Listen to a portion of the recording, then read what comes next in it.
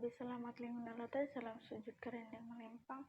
Om Swastiastu. Perkenalkan, nama saya Yunita dari kelas B, NIM 220052, Prodi Pendidikan Agama Hindu, mata kuliah Panaturan.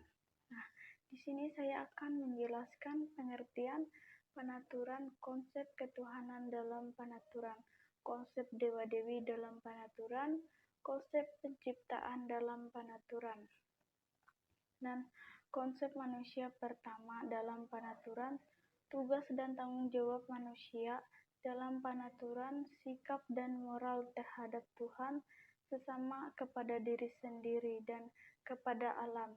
Nah, yang kesatu adalah pengertian Panaturan. Pengertian Panaturan adalah kitab suci agama Hindu Kaharingan. Kitab ini ditulis dalam bahasa Sangiang dengan huruf Latin. Yang kedua, konsep ketuhanan dalam Panaturan. Hindu Kaharingan mencapat Tuhan sebagai Ranying Hatala sebagaimana tertuang dalam kitab suci Panaturan yang tercantum pada pasal 1 ayat 3 yang berbunyi sebagai berikut. Pasal 1 ayat 3.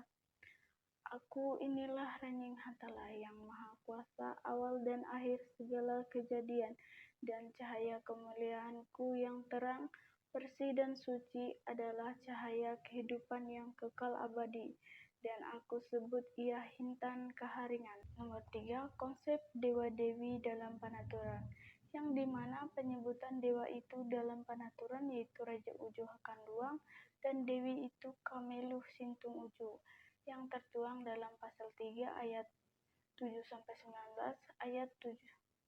Setelah ketujuh mereka mendengarkan Ranying Hatala berkehendak demikian, mereka langsung mendekat dan mendengarkan firman Ranying Hatala.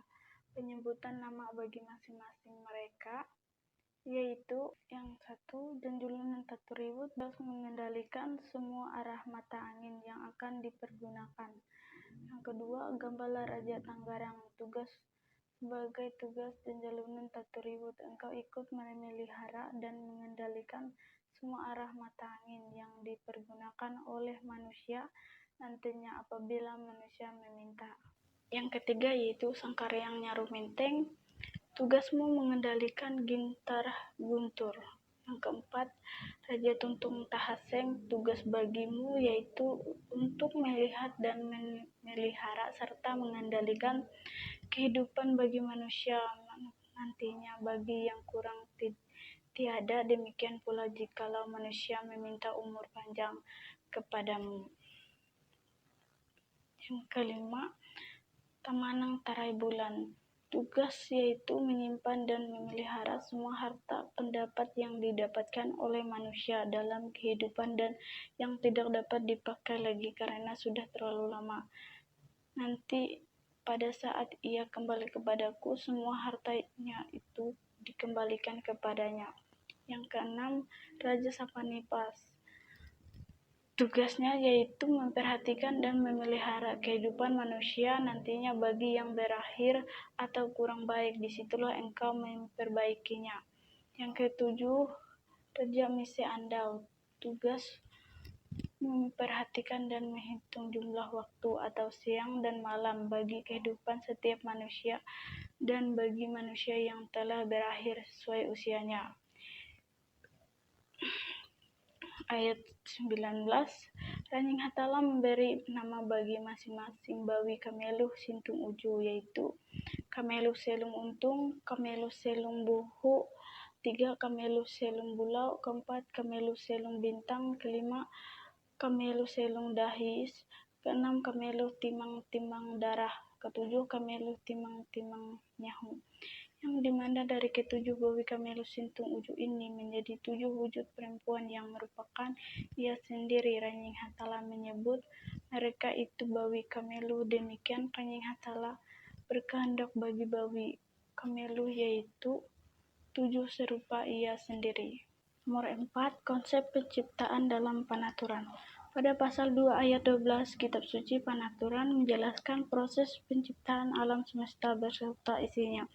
Yang saya ambil dari ayat 12 yaitu Ranying Hatala membagi terang dan gelap. Ayat 12. Ranjing Hatala membagi gelap dan terang, serta ia menyebut terang itu siang dan gelap itu malam.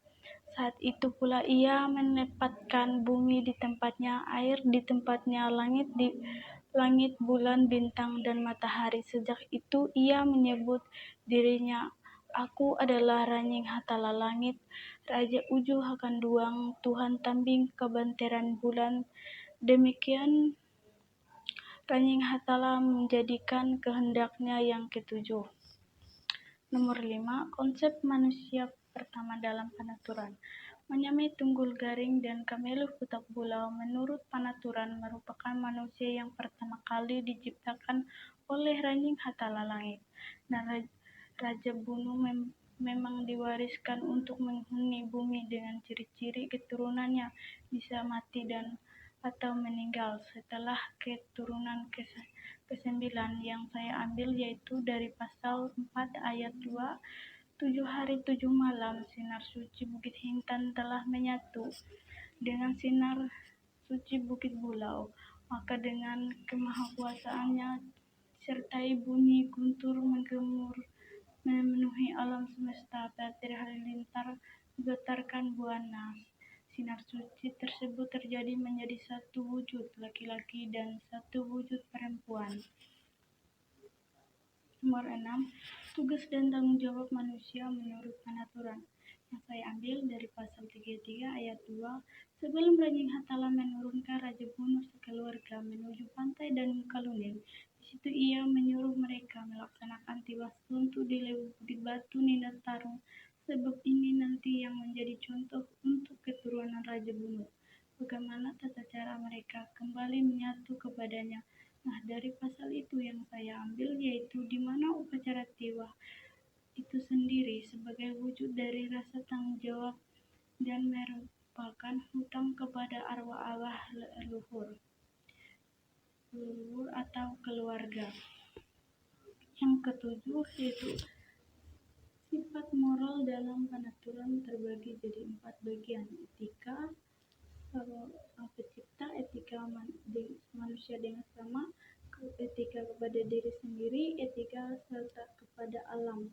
Yang saya ambil yaitu dari pasal 40 ayat 41. Ayat 41, seandainya apabila terjadi kesalahan pembicaraan yang sengaja atau tidak sengaja diucapkan terhadap kerabat keluarganya, apabila terhadap kaum perempuan ia dikenakan denda atau singir karena kesalahannya itu. Kalau terjadi kesalahan tingkah laku sampai menyakiti keluarganya, mencuri barang-barang milik orang lain. Nah, yang saya ambil dari pasal ini bagaimana etika sesama pencipta, yaitu bersyukur atas apa yang kita punya saat ini, telah diberikan iman yang kuat melewati cobaan yang Ranjing Hatala berikan.